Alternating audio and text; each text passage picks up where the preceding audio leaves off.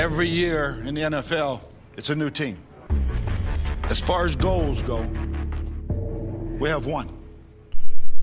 Putting a f***ing ring on our finger. Welcome to the Buccaneers Observer Podcast. This is Ralph Phillips. I'm Molly Bay. Today is November 20th, 2020. How about that? How about it? Monday Night Football game coming up Monday night at 8:15 p.m. Eastern Standard Time, playing against the Rams. Woo! The Los Angeles Rams? Yes. Is that right? I can't remember. I know. I was about to say the Las Vegas Rams, or is it the Vegas Angeles Rams? I don't know. I'll still call them St. Louis all the time. So. Yeah, right. I know. It's I still call them the Baltimore Colts. But Indianapolis Colts. What are they? They're the Indianapolis Colts. Colts. I still remember. I have family that are still angry about that. They're very bitter. Yeah, well, they were big fans of the quarterback. Mm-hmm. They knew him. Yeah. What's his name? What was his Johnny name? Unitas. Johnny Unitas, man. Yep. Okay, this is how the show's going to go. I can't remember Johnny Unitas. All right, here we go. Man, I should have drank some coffee or something. We got a good show for you tonight. We're going to go through the All-22 with the Carolina Panthers game. A little bit of nuggets in there we're going to talk about. We've got some news, right? You got yes, news, Molly? I do. I have a lot of Okay, and then news, we're going to discuss the big game coming up Monday night. Yay! Against the Rams in whatever city they play in. The loss. It won't matter because we playing at Ray J. That's all we need to remember. Ray J. I know, right? That's Right. all we need. So stay tuned for a big show. Bigger than usual. I don't know why I'm saying that. Just to keep people intense. Keep people in tune. But first, we got to talk about the All-22. No, wait. We got some fact checks and follow-ups? Yeah. You did them, right? No, I thought you did them. Ralph, I said, well, I'm sitting here doing it. You do this part. I did one. Yeah, that was it. We only had one fact Yeah. check? Oh, man, we are batting. That's 99. Well, you were supposed to do the playoff picture, too. Did you do that? I didn't know what you were talking about with that. Guys. What? I don't know. I don't know what you're talking about. Playoff picture. Playoffs? We have one extra wild card team. Was that it? It was just, hey, let's talk about the current playoff situation, how we're looking. Whatever. We'll do it next time. Oh, okay. No, we did talk about what? What was the... It was the memo that went out to the refs. Yes, it was not a memo. That would be a fact check, I guess. But what it was is the NFL Vice President of Officiating, Training and Development, Walt Anderson, explained to the referees that, here's what he said. This was during the meetings. He said, when we were preparing, certainly going in, we had a theme of, quote, clear and obvious, and we wanted that to continue throughout the year. We had to address clear and obvious. You can't miss clear and obvious, and it starts with that. Going forward, we don't want all of a sudden to start calling the ticky-tack stuff. We want things that are clear. So the referees have really been shooting for clear and obvious penalties. That's why we're not getting all these holding calls that we should be getting. Yeah. Or that we normally have been getting. It's been amazing. It's like a third less. No, not a third less. A third of what we've normally gotten as far as penalties for holding at this time of the year. They have drastically cut down on holding penalties. We've only got 7 on the year. Wow. Yeah, that's less than 1 a game. That's what? Yeah. Yeah. But the Saints, they had 19 against us in 1 game that I counted. Which, not called. That's the point. They're not calling them. Uncalled. Yeah. Yes. Which that'd be a good segue into the All-22 breakdown of the Panthers game. The Panthers, the kittens. That was my impression of the Carolina Panthers. Okay. The refs did a pretty decent job. I'll give them a C. Okay. Yeah. They only had 7 uncalled penalties. 6 of them were holding. One of them was a block in the back. So they didn't do too bad. Okay. Yeah. Who were they mostly on, us or them? Oh, them. Okay, of course. Of course. Should have known I don't look that. for penalties. No, that's not true. I do look. We play very, very clean football. It's actually quite amazing. We are just an amazing football team. Let's just cover that base. Okay, I like that. Just all the way around. Yeah, it was a referee at the Land Clark crew. Gave him a grade of C, highest grade his ref will ever get from me.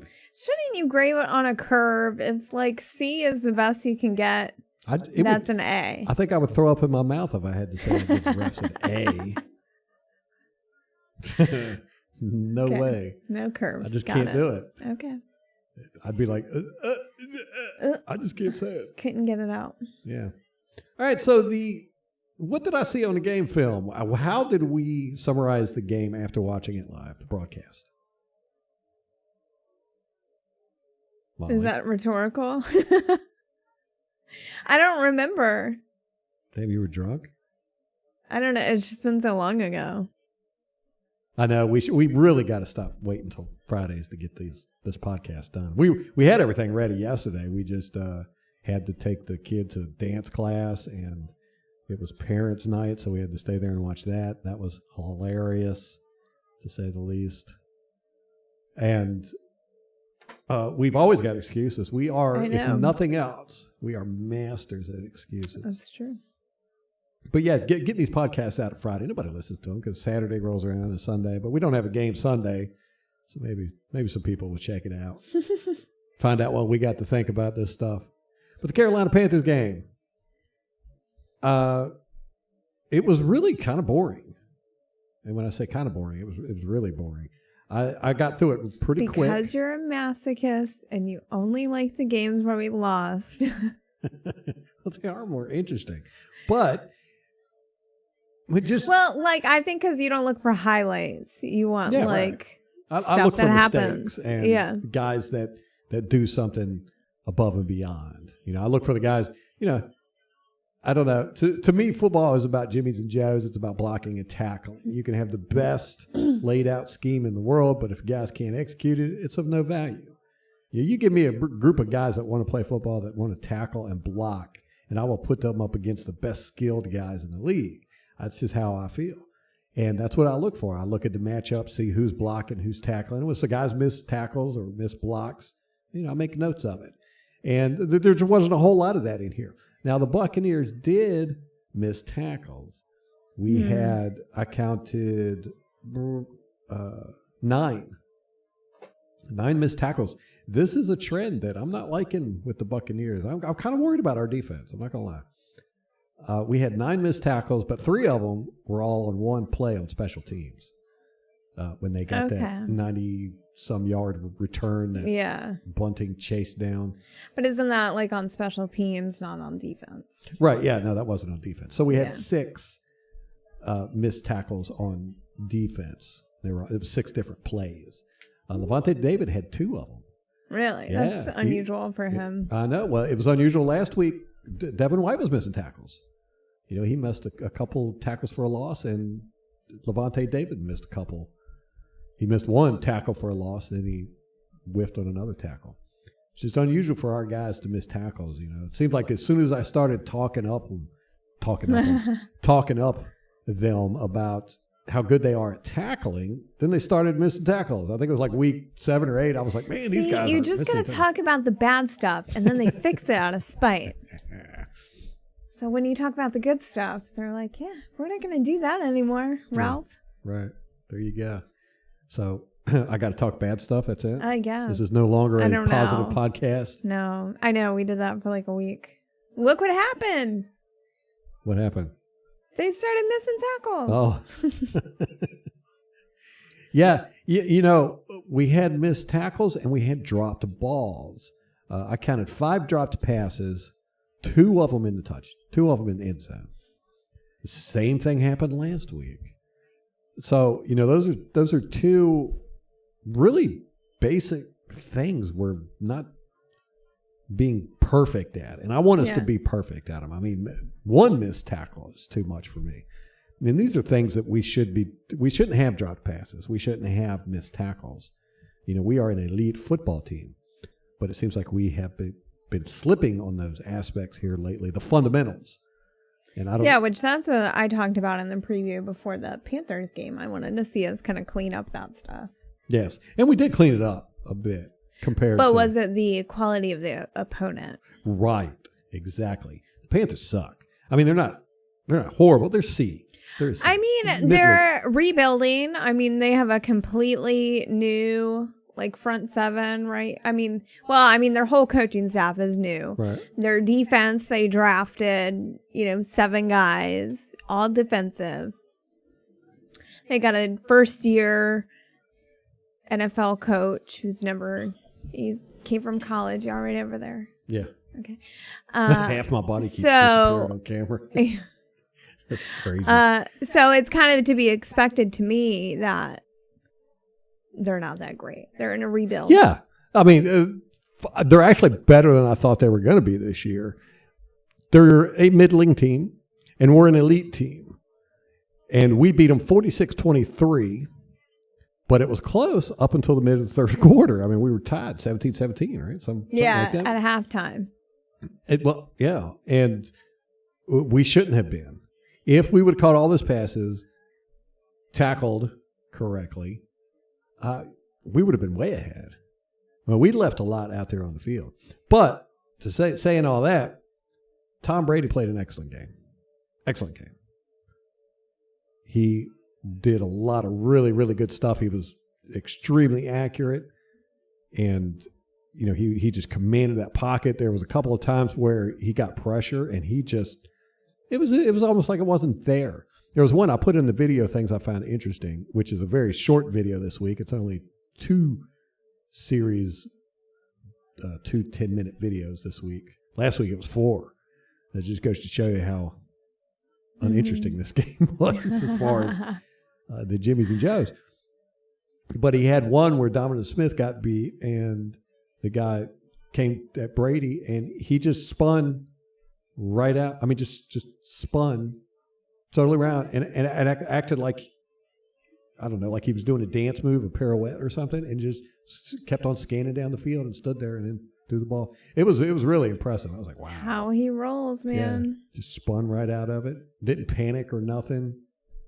It's almost like he was picking his teeth.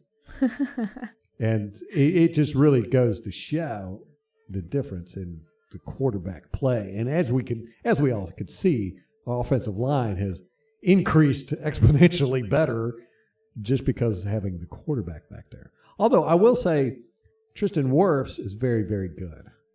That guy has extremely impressed me this year, and he went up against Brian Burns this whole game. Burns played against Donovan Smith last time we played them and just beat the mess out of Donovan Smith. But he went up against Wirfs this time. I don't know why they did it. They put a rookie against Donovan Smith. God, what's his name? He's got a hyphenated name. Oh, Yetur Matos. Yes. Yetur? Is he I don't think he's a rookie. Oh, my God. Gross Matos. Gross Matos. Oh, his first name is Yetur or something. I don't know. I can't. I was like, oh my I can God. never pronounce it either. I butchered that name if it's Yetur Matos. I was saying Gross Matos. But yeah, they had Gross Matos matched up against Donovan Smith most of the game. Whereas last time we played the Panthers, they had Brian Burns up against Donovan Smith a lot of the game. And he just beat the mess out of Donovan Smith. And I don't know why they didn't go back to that formula, because Brian Burns didn't get anywhere with That's Tristan crazy. Wirfs. Yeah. I mean, he was a total non-factor. I think he got one time, and that was only because Tom Brady stepped up in the pocket, and Brian Burns was being blocked by Wirfs, and Brady stepped up, so Burns could basically just walk sideways. But he didn't even get him then. I forget who it was. It was like Carmen Vitale or somebody like that posted on Twitter that Tristan Wirfs has gone up against really elite pass rushers. Bosa. Yeah, and he doesn't struggle. I mean, he's not Cam struggling Jordan. with these guys. I'm trying to think who else. Anyway, there was a whole Khalil Mack. There was a whole list of them, and he's given up 1 sack against all these elite pass rushers. It's just insane. Yeah, he should definitely be in the conversation for Rookie of the Year. No doubt about it. And like I said, he's doing this with, not a lot of help. I mean, they're not putting help over there with him, and he's not struggling. They kept him so low key in the off season. They were like, we don't know if we're gonna start him. We might put Joe Haig over there. We'll see. They knew the whole time. Yeah, he's playing really good. Donovan Smith, speaking of Donovan Smith, did not have a great game. Okay, I feel like the whole video, or the 2 videos you did, it was all Donovan Smith. It felt that way, didn't it? Yeah. Yeah, he had 5 bad plays, 3 good plays. Yeah, but it's still... 5 is a little much. Yes, it's but way too much the for a veteran offense left was tackle. out there a lot. Yeah, that's true, too. But he's the only one. Now, the rest of the offensive line, everybody except Wirfs had at least 1 bad play. That is crazy. What? A rookie, and he didn't have 1 bad play. Yeah, he hardly ever does, ever. Wow. And That is so impressive. Usually if he screws up, it's because he's getting tripped by one of his own guys. Donovan comes over there and trips him. Yeah, Donovan did not have a good game. That Gross Matos beat up on him a little bit. He didn't play absolutely terrible, but he played kind of old Donovan Smith football. Do you think Allie not being there had an impact? Nah, I don't know. Is that just making excuses for him? Yeah, I think Donovan Smith is Donovan Smith, man. He's what we see, and he sometimes he'll have really good games and play hard, and then but most of the time he's basically a spectator. My boy loves to watch football, man. I challenge y'all to watch the games and see who's standing looking down at the pile. Almost every play. It's going to be Donovan Smith standing there looking down at the pile. It's just so crazy. And it reminds me of how Gerald McCoy used to be. He was always standing looking at the pile. They love to watch them some football. It's better this year. At least he's not watching Jameis get sacked. Right. That's what he did last year.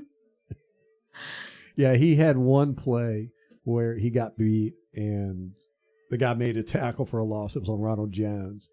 And you could see Donovan just put his head down and he was just shaking his head. He was like, oh, God, I suck. He doesn't suck. But he was just like, and then a couple times, he does that walk of shame where he gets beat and then he's just like, got his hands by his side, shuffling down the field. And you're like, oh, man. It's a little annoying because last year I think he played so much better than he had in years past. Yeah. And now he's just slipping back. Well, yeah. He's regressed a little bit from last year, but he's not as bad. Yeah, I don't think he's as bad as he was, like at his worst. But hey, it's not affecting the games really. I mean, it's like Tom Brady knows it, he expects it, and like I said, Donovan Smith got beat. Guy was going straight for Brady. Brady just spun. It was beautiful. It really was. He just spun right out of it. It wasn't a panic spin or anything. He just zip, and then he was just right back in perfect position to stand there and look down the field and throw the ball. I think he knows what how Donovan Smith is, and he's not going to let it affect his game. So basically, Donovan Smith's play doesn't affect the game. It's almost like he's not there. Well, and in 20 years, he can't be the worst left tackle that Tom Brady's ever played with. Yeah, right.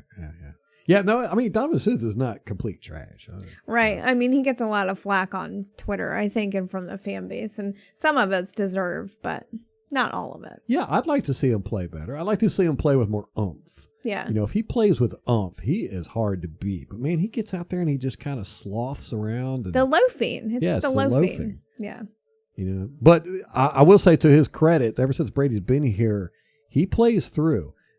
He a couple of times he's gotten beat and then re-engaged and moved the guy out of the way. And that's what you want to see from a lineman. If you get beat, you re-engage, man. Yeah, keep going. That was the 2018 season. He was really awful about that. Yeah. Just not playing through to the whistle. Yeah, if he got beat, he would stop. Yeah, he turn was around done. and watch. He was done. And, Jameis holds the ball 4 or 5 seconds. So there was another 2 or 3 seconds where the dude was scrambling after Jameis. And Jameis was doing a Jameis. Yes. And AQ Shipley and Ryan Jensen, I like that combination, man. One of the reasons why I like it is because they look so cute together. They look almost AQ exactly the Shipley same. does look like a pirate. He's got a pirate look to him, I feel like. He's like bald with a goatee. And he's like a big guy. Apparently he's a pretty buff. good locker room guy. Seems like a lot of guys like him. Oh, really? What was it we were watching? It was the mic'd up. Who was mic'd up? Tristan Wirfs. Yeah, I don't think that was it. But anyhow, yeah, people were constantly saying his name and calling him Q or something. Okay. Q, what's up, Q? We did this one for you, Q. Stuff like that. But when I say they look alike, I'm talking about their body and the way they stature. play. Mm-hmm. Yeah, and they're right beside each other on the line. So you can't tell their butts apart. They had the same style. It's like watching two leprechauns. Yeah, but you got the Ryan has the ginger hair. Yeah. Can't you see that? I don't really pay much attention to it, I guess. You're too busy looking at their butts. So yeah, they played really well together. And that's one thing I will say about our offensive line is they are playing really good together. All of them, all 5 of them. You're getting a lot more communication, and they're handing guys off much better, and it's they're helping each other out a lot. So it's good. But then again, like you brought up, the Panthers. What's the level of competition there? They're really just not that good of a team. I mean, they're not horrible. Like I said, they're a medium team, mediocre. And so it's hard to judge our guys against that. But we are an elite team. We are an A+ team. So going up against the Panthers, we should have beat them a lot worse than we did. It was a beatdown, but it didn't come until the third quarter, and it was basically off of 2 plays. We had the big run by Ronald Jones, and then we had the interception right after that by JPP, and that was the end of the game, basically. But we should have started from the get-go, just slaughtered them. Now, we didn't have a single punt in this game. That was amazing. That's so wild. We had the fumble at the first drive, and then after that, it was touchdown, field goal, touchdown, field goal, touchdown, field goal. Yep. That's how we like to see it. And that's a good thing because our special teams, they worry me, man.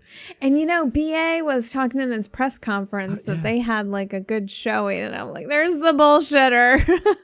Well, yeah, he doesn't bullshit. To him, maybe it was a good showing. No, I think he bullshits.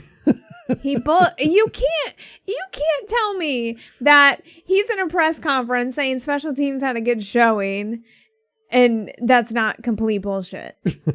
When we had an extra point blocked, allowed a 98-yard run back. Yeah. Get out of here, Ralph. It's bullshit. Yeah, I don't know about Bruce Arians' special teams. I'm not saying like he's intentionally lying. I'm just saying he has a different definition of good. No, I just think that he will publicly blast people at times when it will be effective, but if it's not going to be effective, he's not going to lay it out there. You think the special teams are more ego fragile? Maybe. I don't, probably. I don't know. But yeah, they really don't seem to focus a lot on blocking and tackling, and the kickoffs and punts. Those are what I'm worried about. I'm not worried about the field goals and the punting itself or the kicking itself. It's the blocking and tackling that worry me. Yeah. And as we saw, if Bunting hadn't run all the way across the field and caught, thank God, that guy, it would have been a touchdown. Mm-hmm. He caught the ball 5 yards in the end zone, ran out. We had 3 guys that missed tackle us. They could have had him, missed him, and then luckily for us, Bunting had some jets on him and was able to track him down. That's not going to happen every time. And this has happened quite a few times this year where we've allowed huge returns. Yeah, and I mean, like the Saints, especially in the first game that we had against them, I mean, our field position was awful the whole game. And I think it really made a difference. It impacted the game a lot. So you're going to have those games if we don't tighten this shit up where we're going to get trash field position and they're going to get great field position. And that's going to be the difference in a game. Yes. Now on the punts, I don't know what they're doing on special teams, but they're allowing 3 guys. I've seen this for 2 weeks in a row. 3 guys on the punting team to run down the field untouched. The 3 guys right in the middle. They just run down the field untouched. I don't understand it. It doesn't make any sense. I don't know if it's a strategic thing or whatever, but we're not able to return punts because there's usually 4 or 5 guys surrounding the ball by the time it lands, and gets down there. We're just not blocking. And, our tackling is just not that good on special teams, man. It worries me. We're going to run across, a team that's good at it, and they're going to beat the mess out of us. And, I'll take it of the Rams. So we'll get to that later. So anyhow, Brady was on fire, but the game ball definitely goes to Ronald Jones. Yeah. No questions asked. He was by far the best player on the field.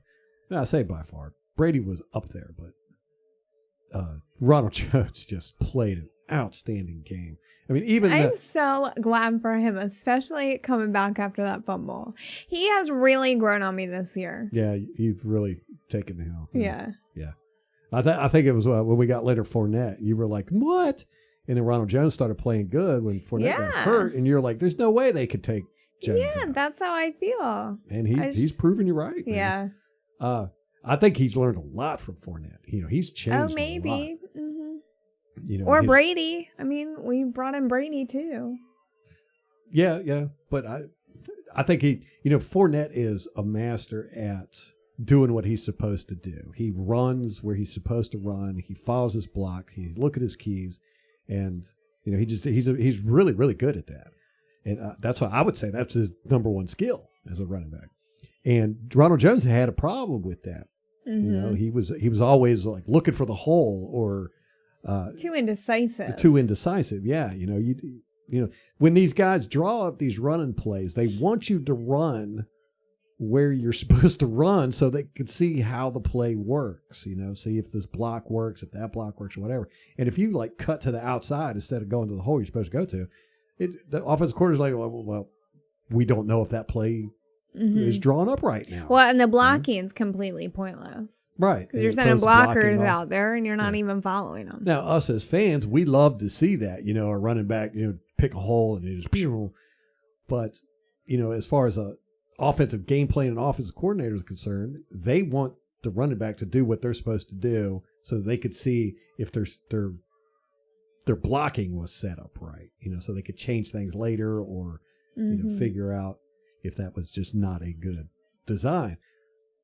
Rojo has gotten really, really good at that, and I think he's never been good at that, and now since Fournette's got here, he's gotten really good at it. But even on that 28 or that 98-yard touchdown he had, there was some really good blocking on our part. The Panthers, they had a couple screw-ups there. The linebacker got out of position, and they missed a tackle. But that missed tackle was 90% Rojo that caused that guy to miss. It was really, really good. Awesome. The guy, didn't plant his feet and wait till Rojo to come to him. He kind of launched at Rojo. And when he did, Rojo jumped up in the air, got both his feet off the ground. So when the guy hit him, he could just bounce right off of him. And it was perfect. He timed it perfectly. And he did. He just bounced right off of that guy trying to block him. And the guy wasn't able to wrap him up. And he was gone to the races, man. And there was a couple other plays where Rojo was met in the backfield and still picked up positive yardage. He'd do spin moves or, hop and jumps and all that good stuff. And there was another play where we needed the first down. This was the play that ended the game. We needed a first down. And I think it was 2nd and 11 or something like that. And he got that yardage, man. And I mean, he fought for that yardage. He was jumping over people and all that good stuff. He's really gotten good. And he's really gotten good at following his blockers and reading his cues. So seeing his keys and where he's supposed to go. Mm-hmm. And he's more light-footed than Fournette is, and I think it's paying off for him. So that's exciting. But, yeah, Ronald Jones had a fantastic game. And, again, you ask, is it the quality of the opponent? We said before, Carolina Panthers tackling a suspect. Mm-hmm. That contributed a bit to it. But at the same time, Rojo's been getting better every week. Yeah. Saints, he played good. He played good against the Giants. So, I think we're seeing the new Rojo. I think his emergence, his coming out party. I mean, he had those 300-yard games right in a row. And then I forget which game it was. They sat him and put Fournette in. And didn't he have like 98 yards? Yeah. Is that what you're... No, or Fournette did, right? I can't remember. I know. I can't. It's only been 5 weeks or something. It's so weird. I know. The seasons are so short but so long. So much happens. It's like week 3. Do you remember that? No. No, at all. Yeah. Did we play the Panthers already? Are we going to play them again? I can't remember. I have no idea. Yeah, we played Carolina week 2. Yeah. Week 3 was at Denver. We've gone over this before. Every podcast we do this.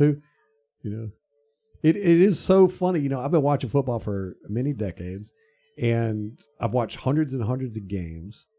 And you would think there's only 16 games in a year. How hard can it be to remember all this stuff?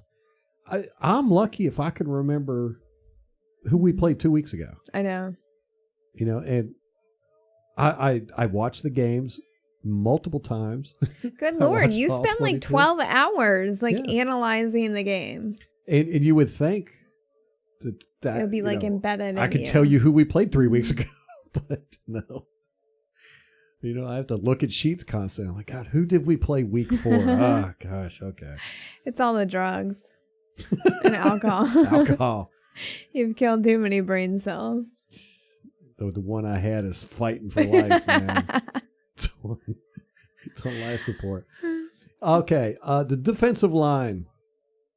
These guys have got to start stepping it up. Oh, good. This was a question somebody had on YouTube about... Oh, hold on a second. I was pulling this up a minute ago. Thomas says, I'm personally a little concerned about our interior defensive line. I mean, we don't have a lot of depth there, and Vea's absence is huge. What are your thoughts? Yes, I agree 100%.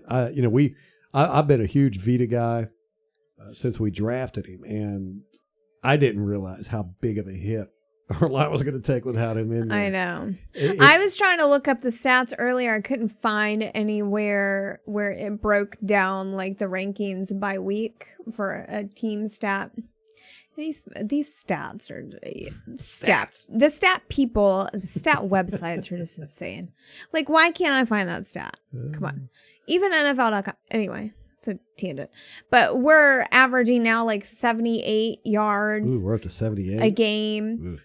Or no, it's 76.8 okay. yards per game rushing allowed. And I was trying to look. Week 5 is when we lost him. I was trying to see where we. I think we were ranked. at 64. Yeah. Yeah. So we're inching back up, and it's not just the run stopping; it's the pressure up the middle. We're just not getting pressure up the middle at all. And Sue's being Sue. He's not screwing up over there, and he's getting a little bit of pressure, but. Man, it's just our defensive line is just not getting that pressure we want or expect or have seen. And a lot of it has to do with these quarterbacks getting the ball out quick. Mm-hmm. I don't know if this is a trend in the NFL, but there's so many quick passes. We're even doing it. Where it's just hike and turn around, throw the ball. Mm-hmm. Just because I'll look at the all 22 and I'll see a play like that, and I'm like, well, the shit, there ain't nothing for me to do on this play because I can't even see the defensive and offensive line. As soon as it's snapped, the camera moves to whoever caught it.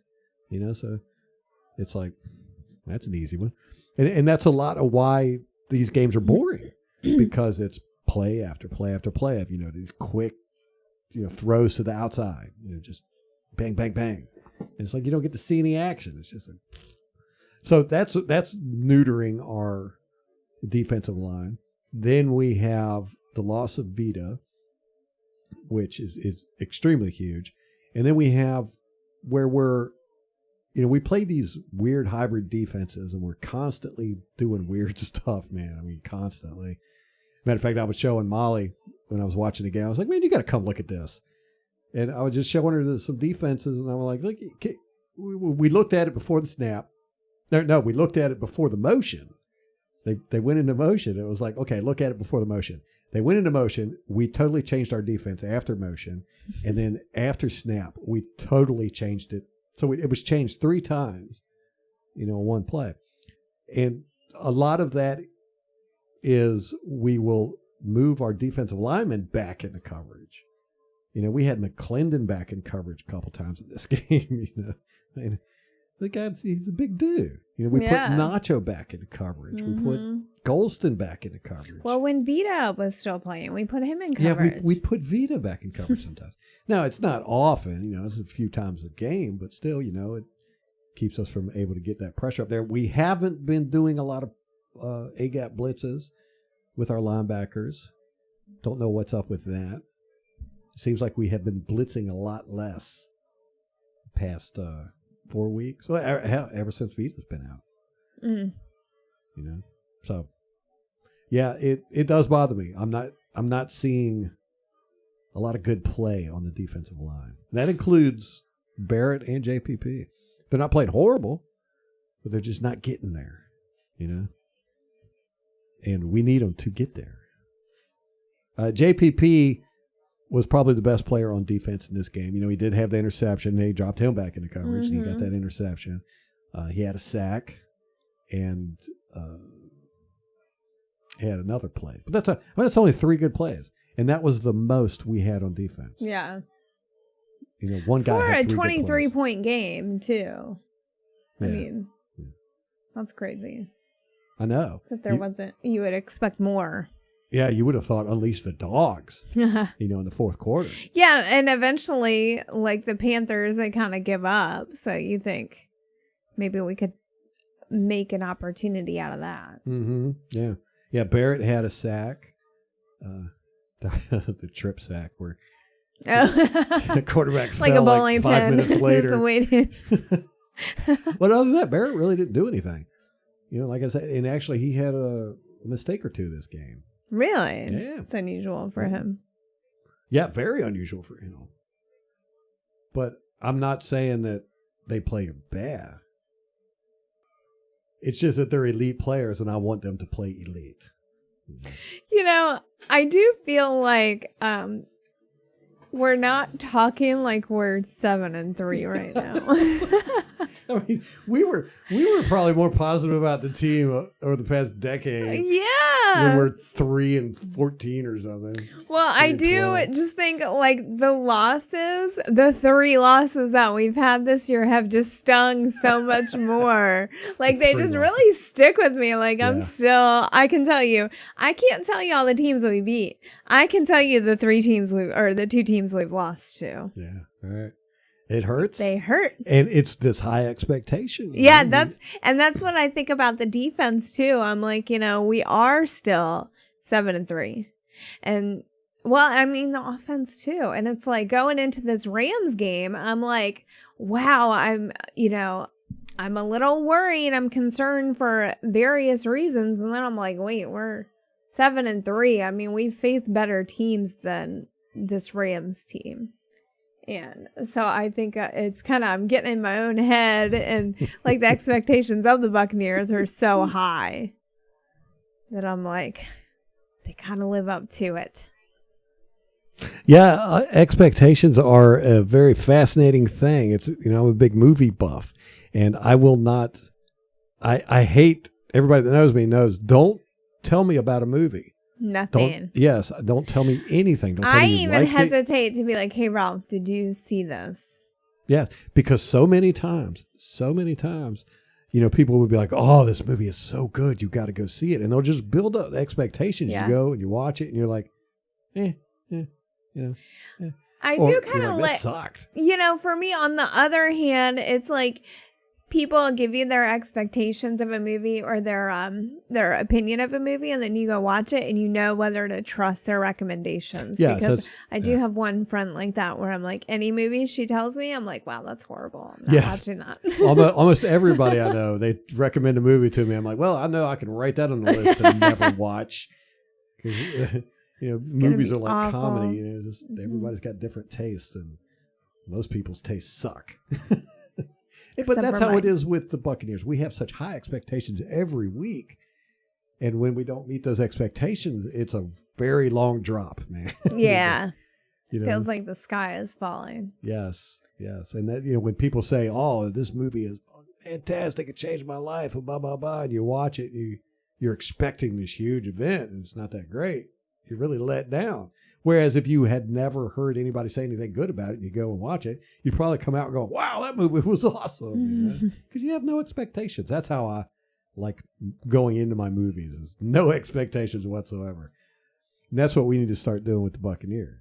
I know. Not having these true. high expectations. Because that's how I am. I'm watching this game and I'm like bored with it because we're not out there thrashing these people. Right. All over the place. Yeah. Well, I mean, we kind of did. Like, it was 46-23. Well, we didn't do it fast enough. Well, you know what I'm saying? My expectations are so high. And here I'm complaining about our defensive line, and we've still got a monster defensive line. We're in the top 10 with everything. Yeah. And still the number one rushing defense. Yeah. So, what am I bitching about? Yeah, I don't know. I've been a Bucs fan too long. I know. It's getting to me. Even when we're good, I'm complaining. No, especially when we're good, you're complaining. But the good thing about this, we talked about dropped passes and we talked about tackling. They weren't horrible, but they could definitely improve. But like we said, we got to get the fundamentals down. We're not screwing up by leaving receivers wide open. We're not screwing up in coverage and having a bunch of confusion back there and everything. We did one time, and it was that play we pointed out after watching the game, a Whitehead. Oh, that weird one. That was so weird. It was only a 1-yard play, but it was just like, what was he doing? It was really interesting, too, because on the broadcast, the camera was right on the sideline. And so you see his helmet this way, and then you see him running the other way, like across the bottom of the screen. It was so weird. And he was running in way the wrong direction. I have no idea what he was doing or how he could have what he could have been thinking, because he was running in the wrong direction of his teammates. Both times. Like completely the wrong way. Yeah. You would think it would have dawned on him, hey, I'm doing something wrong here. I don't know. I don't know if he thought the quarterback had thrown the ball, so he was running downfield to go tackle whoever he thought he was supposed to be tackling. If he, it was weird. It was very strange. Very strange. It reminds me of Justin Evans against the Chicago Bears. Oh, my God. Where he was just running all over the field like a chicken with his head cut off. But other than that, we played a pretty tight game. As far as doing what we were supposed to do, we just lacked a little bit in the fundamentals and missed a few tackles, dropped a few passes. But other than that, we didn't do any penalties. We didn't have missed assignments. And I don't know. Well, I hope that we can carry that into this week. I hope so, too. Because we're playing the Rams. And I'm not going to lie to you, I'm kind of worried about this game. I was, but now I'm not. And I'll tell you why. That's funny because I feel much better about this game, too. You tell me why you feel better about it. I'll tell you why. Oh, well, first of all, I looked at the quality of their opponent that they've played so far this year. They've played the entire NFC East. Oh, really? Yes. So that's 4 of their 6 wins. Holy crap. Yeah. They lost to the Dolphins, which, I mean, the Dolphins are playing pretty decent football right now, I think. They lost to the Bills, 49ers, and Dolphins. They lost to the 49ers? They did. What week was that? I don't recall. I think it was recently. And they beat the Bears and the Seahawks. So we know the quality of the Bears. And the Seahawks, that's a division game. So that's just a completely different animal. Huh. Well, yeah. Now I feel a lot better about this. I know, right? Yeah. Well, I watched their all 22. Oh, and okay. Cool. They've got a huge weakness What on is their it? offense. Oh, is it running up the middle? Because that's what I had. Yeah. Okay. Well, it's because of their right guard, 63, Austin Corbett, and their center, 66, Austin Blythe. Yeah, 2 Austins. They're just not very good. They, as far as running up the middle, so they rank 28th in yards per carry up the middle. Yeah, they're a completely edge team. Yeah. And everything is on the edges. So their right guard is really, really weak. He's going to be going up against Sue most of this game. And I think Sue is just going to eat his lunch. And plus, this was Sue's old team. So, Oh, that's right. Yeah. one of his old teams. Yeah. And we've got, right now, they got a rookie slated to start at left tackle. Yeah, I was just going to say that. So that might hurt their edge game. Yeah. With JPP and Barrett out there. I don't think they're going to have as easy a time as I originally thought they were. Now, they're a very physical football team, both offense and defense. They block and they tackle very well. Their tight end, Tyler Higbee, he's an excellent blocker. So they're probably going to have him over on that left tackle side a lot. Mm-hmm. But JPP is going to be over there. And I think he's going to school that young guy. Yeah. So I think. Well, I think he could handle that tight end too. Yeah.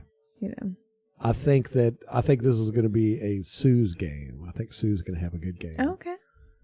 And gosh, it'd be so nice to get some pressure up the middle. It's been so long since we've done that. Since Veda's been. Mm-hmm. Now, I was worried about their defense. However, I went back and looked at Tom Brady, like how he does against top 10 defenses. So I took the last 5 years and looked at all the top 10 defenses to see how many he had played and how he fared against them. Look at Miss Analytics over I know. here. Football math, baby. Stats. I got you. Football math. I got the football math. We're going to win this game, and let me tell you why. Here's some football algebra. He went 21-8 against top 10 defenses, and that is in the last 5 years. Damn.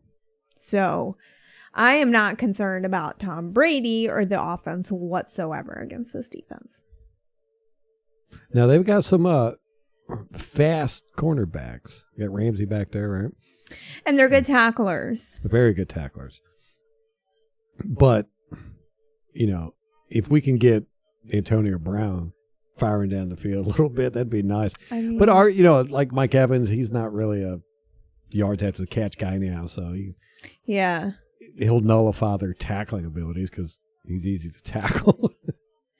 They allowed a passer rating of 57 on passes thrown 10 or more yards in the air.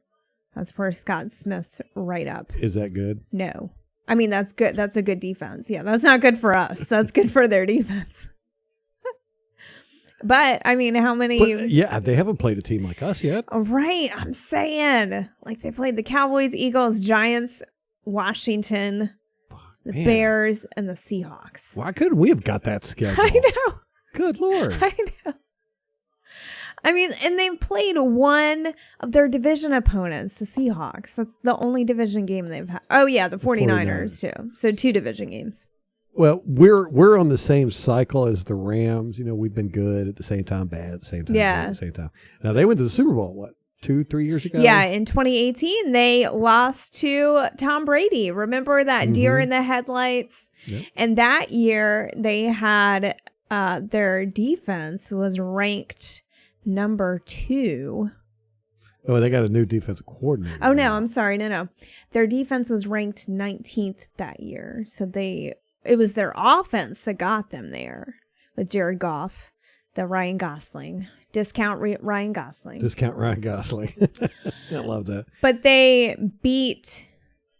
Tom Brady beat the Rams 13-3. Remember Sean McVay Yeah. I know. He was like this the whole game. Yeah. Deer in the headlights. Just can't believe I lost this game. Well, you know, they were a one-trick pony, basically. You know, they ran that one formation, just all that, you know, they ran 50 plays out of that one formation. And then they had that one play they ran all the time. I can't remember what it is now, but you know, they're much more expanded now. They're actually a very good offense, and they do a lot of misdirection, a lot of tricky stuff. Yeah, that's what Levante David was saying, that they have a lot of motion. They shift a lot, but we don't fall for that. No, that's one thing. We are a very smart Yeah. defense, and we do not fall for that stuff hardly ever.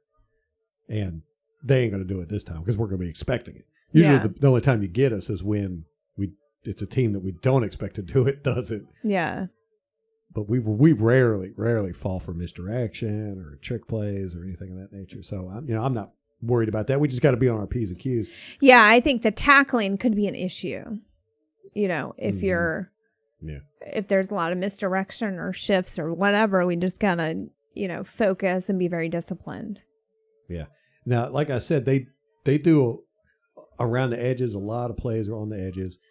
They do a lot of deep stuff too. But they try to avoid like the linebacker area, and that's going to hurt us because our linebackers are very good. So the middle of the field is where the linebackers roam. It's going to be interesting to see how we use our linebackers in this game, because if we just leave them sitting in the middle of the field, they're not going to get a whole lot of action. Yeah. It'll be interesting. I'm talking about our inside linebackers. Right. If they, and they're two of our best players on defense, I'd like to see them kind of maybe, I don't know, spread them out a little further or something. Or have them blitz. The blitz, yes. Yeah. Especially up the middle. Mm-hmm.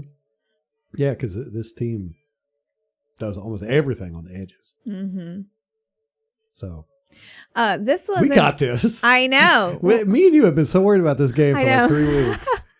Well, and tonight it's Friday night, and the Bucs are practicing at Ray J tonight, and then I think tomorrow night, Saturday, they're going to practice at night also. So I do hope that I think that they are focusing on the primetime aspect of the game, because we've kind of struggled in those games. Yeah. So I think that making that a focus and trying to address that issue, I think it's going to pay dividends in the game. And just the odds are in our favor. We're an elite team. We've had 2 or 3 primetime. How many primetime games have we had this year so far? We had the Bears. The Bears on Thursday night. We had Sunday night against the New Saints. Orleans. Are those only 2? Yeah, because we were supposed to have the game. Was it the Giants? It was it got flexed back. Mm-hmm. So I think. What about the Green Bay game? Was that? No, that was regular. You 1 sure? o'clock, 4 o'clock. Anyhow, during the day. The odds are just in our favor that we're going to have a good primetime game. Is that how that works? Yeah, that's football math. Football math. math. I got you. Yeah. So, it's really strange how our attitude has flipped on this. I know. Because we have watching them against Seattle was a little disconcerting. Yeah, disconcerting, because they did just kind of manhandle them. Mm-hmm. But here's another stat that's from Scott Smith. The Rams defense has only allowed 36 second half points all season. So but they've only played... I know, but wait. So that's like 4 points a game averaging they allow in the second half. But the largest deficit they've overcome all season has been 4 points. So that was when they played Seattle and they fell behind in the first quarter. It was 7-3, and they ended up beating Seattle. But so they're 1-2 when they're trailing after the third quarter, 1-3 when they're trailing at halftime, and 0-3 when trailing. This doesn't make sense, Scott. Scott needs an editor. You have been complaining about that all day. Bro. He says, okay, 1-2 when trailing after the third quarter, 0-3 when trailing after 3 quarters. I should have read this better because I would not have used that. Anyway, they're not a comeback team. So we need to get up quick. So I think we start fast.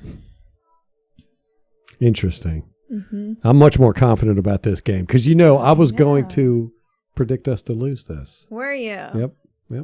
Yeah, until now last I'm night. just like, we got this. Yeah, that's how I feel now too. Yeah. You've talked me into it. That's funny. Yes. Okay. The one big issue that we do have with this game is the ref crew is going to be Jerome Boger. He's the one that effed us week 1. Yes. Now, I don't know if he's going to hand out the memo that they're not going to call any holding this game. No, that's just with the Saints. But Sean Payton probably slipped him a Golden Corral gift card or something. Before the game. I don't know. It's just the first thing that came to my head. I was thinking of a steak place, but I was thinking of a different steak place, but that's just what came out. Golden Corral. So, I kind of worry about that. And there's going to be some attention on this ref crew Monday Night Football. Yeah, but I think that we have cleaned up the penalties so much. I'm just not even concerned about that. Any penalties. Yeah, no. Crazy. So, I mean, if you're getting like 3 or 4 a game for like 30, 40 yards, I don't even care about that. I'm not worried about us getting penalties. I'm worried about them holding and not getting called. They will do that. This offensive line and these tight ends will hold. If you beat them, they will grab you. So, we got this ref crew coming in that doesn't call any holding. And, we got a team we're going up against that will hold if you beat them. So that could be disastrous. Yeah. I'm not worried about it. I'm not worried about it either. I'm excited about it. I know, me too. We're going to rebrand our names since we screwed up so bad on prime time the past couple of times. People are going to be watching this game and go, okay, all right. Yeah, we need some redemption. Because we have played some really good games and they haven't been on prime time. I know. And the Green Bay game was really good. I know. Last week, good game. Beat the mess out of people. Only 15 people watched it. Actually, I want to say the Green Bay Tampa Bay game was one of the highest watched football games like ever. Was it? Yeah. That's crazy. Can't remember. I have to fact check, follow that one up. Yeah. All right. So what do you think? Give us a prediction. All right. My score prediction, I'm going to say 31-24 Bucks. Man, you keep stealing my scores. Maybe you should go first. 31-24. Yeah. All right. I'm going to do 32-17. 31-17 is like a popular score for us this year. Like we had that.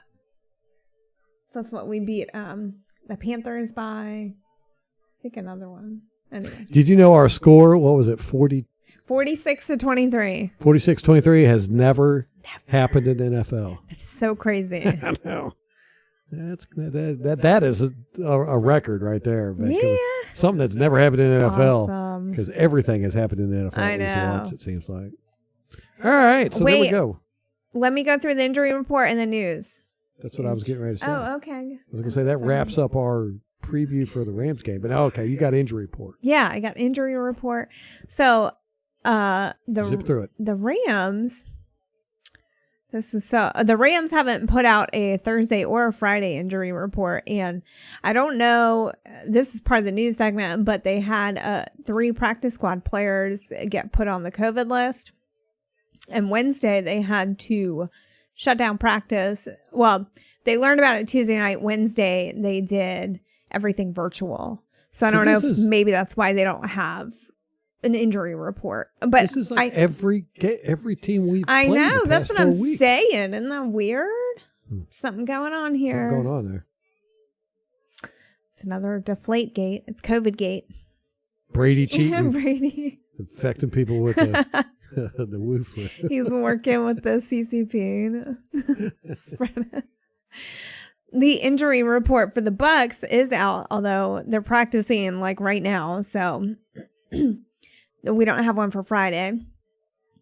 Mike Edwards had a quad injury. He was limited Thursday. Chris Godwin with the finger. He was a full participant on Thursday. Tanner Hudson missed practice. I will get to this in a minute. It's part of our news segment. It's not injury related.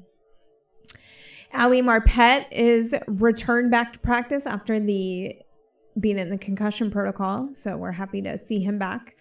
Hopefully we'll have him on Monday. Scotty Miller has the hip and groin injury. He was a full participant on Thursday. Sean Murphy-Bunting has a groin injury. He was a full participant on Thursday. And JPP has a knee injury. He was limited on Thursday. And then the Rams, they have their offensive lineman, Brian Allen, has a knee injury. He was limited Wednesday. And then Aaron Donald, it was not injury related, did not practice on Wednesday. That's it. That reminds me, we totally did not talk about their defense. Aaron Donald, when we played them last year, he takes 2 guys minimum. We triple teamed him. Oh, really? Last time we played it. If you don't remember, last year we beat the mess out of them. Yeah, it was like a 50 point. They have a new defensive coordinator this year, though. Yeah. They're playing a different style offense, and they're just meshing together very well. Leonard Floyd, they're one of their linebackers. He's really good. But we're going to have to really watch out for that Aaron Donald, of course. But like I said, I mean, we triple teamed him last year a lot. That's crazy. Yeah. Well, but it was effective. I mean, he didn't. Right. Yeah, we shut him down. Yeah, shut him down. So. But they've got plenty of playmakers on that side. Like I said, Jalen Ramsey's over there. They got the new strong safety Jordan Fuller. He's pretty decent. Micah Kaiser, Michael Brockers, number 90. So. Our offensive line is going to have a handful, but I really think that Brady, like you said, he's very effective against top-rated defenses. Mm-hmm. I think he's going to pick them apart. And being in the AFC, I mean, he had to face the Bills defense, which they've had some good defenses, at Pittsburgh regularly, the Ravens regularly. So he's no stranger to good defenses. The Rams signed Matt Gay this week, which I'm like, did they do that on purpose? You know they did. They're probably going to have him be a captain, come out there during the coin toss. I know, right? Well, okay, so the regular kicker, Kai Forbath, went on IR.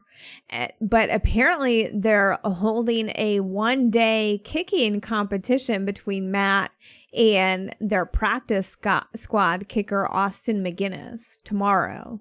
So Saturday. Oh, so that game might not be there. He might not be their kicker. I looked on their roster to see, and he doesn't even have a number assigned yet.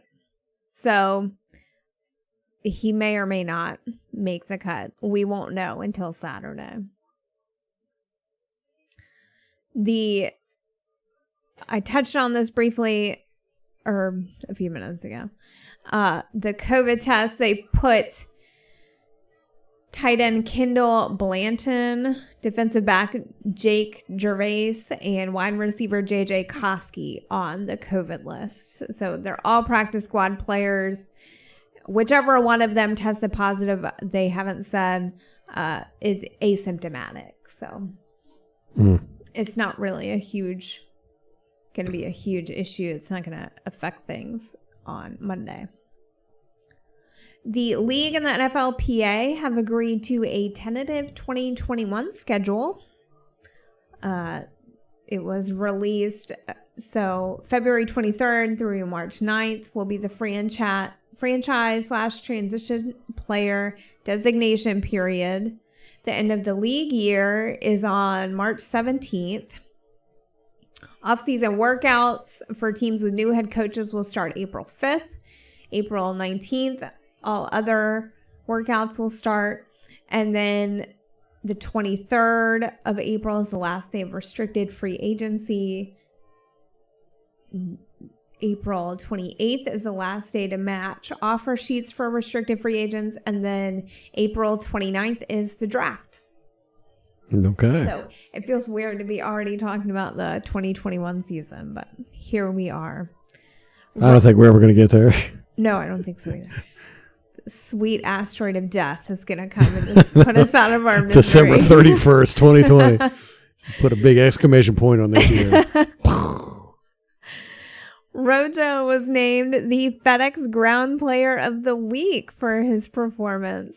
Well deserved. I know. I'm so happy for him. I guess, but that's like the Daytime Emmys award or something. Probably. What was it, FedEx who Ground cares? Player? Yeah. It's Do they have a FedEx Air Player? Yeah, they do. Tom Brady was nominated, but I guess he didn't win. Do they have a FedEx No. Water Player? No. FedEx Fire? No. Earth, Fire, No. Wind, and no. Okay, Captain Planet. Yeah, showing your age over there. What? Yeah. On a more somber note, Tanner Hudson lost his father, and that's why he missed practice on Thursday. They were apparently very close per Mark Cook, and it was a sudden loss. So our condolences are with the Hudson family. It's very sad. Sean Payton has announced that Taysom Hill will get the start this week with Drew Brees being out. Now, did he announce that? Because I saw he Yeah. put out a statement saying, I haven't decided yet. Well, I don't know. I don't know which one came first. Right. Diana Rossini of ESPN reports that Jameis will not be part of any offensive packages on Sunday. What? Yeah. At all? That's what she said. And Well, write that down because I want to keep note of that. If she's wrong. Okay. All right. And Taysom took no starting reps at practice this week. Wait, so Taysom took no starting reps? No, he took all this. I was like, what? They're trying to confuse sense. themselves over there. 5D chess. Yeah. So we'll is- see. That kind of surprised me, but at the same time, it doesn't because I expected Taysom Hill to be the second stringer behind Drew Brees. That's how it Yeah, turned he's out. on the depth chart that way. Yeah, and I was surprised when they put Jameis Winston in after Drew Brees got hurt. Yeah. But hey, I'd like to see Jameis get out there and sling the ball around. So Yeah, I See want to if his- know. Like, see if his eyesight's improved. yeah. Yeah. Cyril Grayson was activated back to the practice squad from the COVID list on Thursday, which I didn't even know he was on the COVID list, but he's back. He will forever be known to me as Doink, I know. Captain Doink, right off his face. Doink. The Bucs announced their protected players this week. It is running back Kenyon Barner, guard John Molchan, kicker Greg Joseph, and defensive lineman Jeremiah Ledbetter. Okay, I know one of those people. Okay, good. And then we placed TJ Logan on the COVID list. I guess they get on these lists if they You're on the list. get near anybody that might have had. Yeah. So So- if they are like exposed and they don't know if they have it yet, they put them on the list, and then there's some protocols. I think they've got to have like consecutive negative tests, and then they get off. So it's just, and in the meantime, they quarantine. Right. Well, that's going to do it for us. We've got a big game coming up Monday night, and according to Molly and myself, we are going to win this sucker. It's going to happen. Like I said, we were very concerned about this game for the past few weeks, and then for some inexplicable reason, apparently in the past 24 hours, we both I changed know. our mind. Well, I wanted to ask you did you see us having made improvements from the Saints game to the Carolina game, which I presume you would say yes because we won. Like the issues that we had in the New Orleans game, did we improve on those? Yes. Okay. Yeah. We were very, we were much better in the Carolina game. We played, I'd give us a B plus. Okay. Yeah. I'm just going to say A-, but Yeah, we'll A-, take it. B plus. I think they're the same thing. Sure. We'll go with that. And, the level of opponent was different, of course, but, as far as just looking at us, we played a better game and we didn't screw up. And then we had, really the one bad play by Whitehead where he was confused. We had the missed tackles, dropped passes. Other than that, we played a good game. But not spectacular, other than Brady and Ronald Jones. But hey, that's all you need. I know. Those guys were killing it out there. Brady was throwing some beautiful passes, making good decisions. Love it. Love it. All right. You done? I'm done. All right, guys. Man, let's get excited about this Monday Night Football game. It's funny. I still got people asking me when they see me walking around with my Buccaneer stuff. They're like, hey, y'all got Brady this year, didn't you? I'm like, man, I've been a Buccaneer fan for, 30 years I know. now. Now anyone ever wants to talk about is Brady. Yeah. That's all we talk about, too, so it's cool. I'll take it. I'll take whatever I can get. Yeah. All righty, guys. That's going to wrap it up for us. Till next time. Go Bucks.